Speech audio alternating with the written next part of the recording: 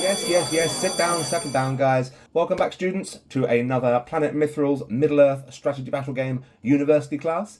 And today we are focusing on the basic principles of the shoot phase. Again, there are some much more detailed rules that go along with the shoot phase, which we will be exploring in smaller videos after this. But for this video, we're just going to focus on the very basics of how a model shoots other models on the tabletop.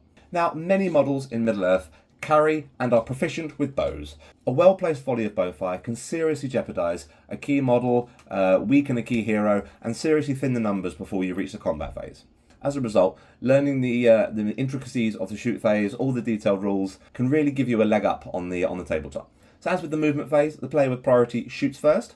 Any model that is armed with a missile weapon is eligible to shoot, working your way down your army, resolving all shots from models who are eligible until all the models that can shoot in your army are complete. The process of shooting is fairly easy, so all you're going to do is follow these steps. First thing to do is nominate a target on the battlefield within the missile weapon's maximum range. There is a variety of different ranges and strengths based on the type of throwing weapon or missile weapon you are using. And I'll give you a quick rundown here.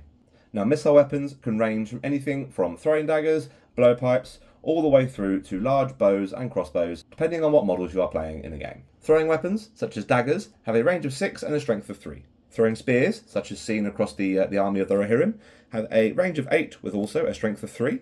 Blowpipes and slingshots have a range of 12 with a strength of 2 and 1 respectively.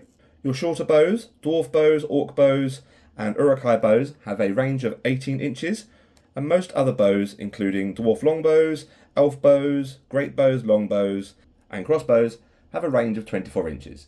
24 is the most common range you will find for missile weapons, but it's important to know which weapons have what range when it comes to positioning your models on the tabletop. Once you've nominated a target on the battlefield, you need to check line of sight to your intending target, making sure you can physically see part of who or what you are trying to shoot. Once you've got your target, check whatever obstacles might be in your way, which may either hinder or prevent you from being able to shoot. Each one of these will generate an in the way test, which is something we will go through a little bit later on. Now you roll to hit your target. Now this roll is based on a model's shoot value, which is the second value under their fight characteristic. As you can see here, Legolas has a fight value of 6-3 up. The 3+ is what we're hoping to roll here to cause a successful shot with Legolas. Less proficient archers in Middle-earth, for example this Urukai warrior, has a shoot value of 4+, as he's not quite as proficient as the elf. Once you've hit your target, you have to make any in-the-way rolls you may have to make. This is generally done based on the terrain type you're shooting past. In-the-way rolls are also provoked by intervening models as well. However, good models may never shoot a target if there's a risk they will hurt a friendly model in the process. Evil don't really care. A more detailed video on in-the-way rolls will be released as part of the semester later on. If your shot hits the model and manages to get past any interceding obstacles and models, you need to roll to wound based on the strength of the missile weapon against the value of the target's defense, consulting the wound chart for the number you need to roll. For example here, our Minister of Bowmen is shooting at a Morannon Orc with a shield at defense 6. The bow is only a strength 2, and the Morannon Orc's defense is 6. So by cross-referencing this on the wound chart, we can see that the wound would need a 6 to successfully cause a wound to the Morannon Orc. Finally, remove casualties. If a wound was successfully caused, and after you've resolved any fate points you may have access to or want to use, remove any models that are down at 0 wounds from the battlefield. Now, a model can move and shoot its missile weapon, but however, there are penalties to doing so. A model could generally only move up to half their maximum move and still be able to shoot. However, their shoot value will be 1 point worse for the remainder of the turn.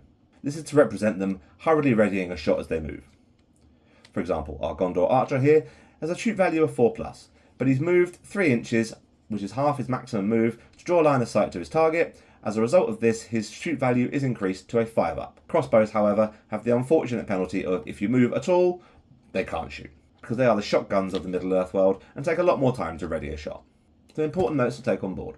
You can group shots together to speed up the process. You can group these together into either small subgroups if you want to focus on a few different targets, or you can lob all into one target and roll them all together. That is perfectly fine. It's generally something to agree with your opponent before you start the battle or the shoot phase begins though, just to make sure you're both on the same page and both happy with how the shooting phase progresses.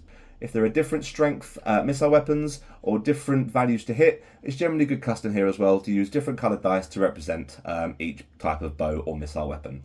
For example, you could say the blue dice here are going to be hitting on 4s, any red dice are models that have moved and are hitting on a 5. But again, just make it clear with your opponent before you start.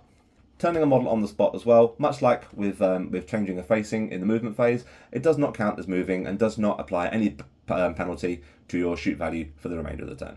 Well, that is my quick little lesson in the basics of the shoot phase. I hope you guys enjoyed. Don't worry, in the way tests, shooting into combat, shooting from cover and shooting from behind friends will all be videos that will be covered later on in the semester. We are keeping these nice and short and sharp, so bite-sized chunks of rules for a whole long-running series explaining how you play in Middle-earth.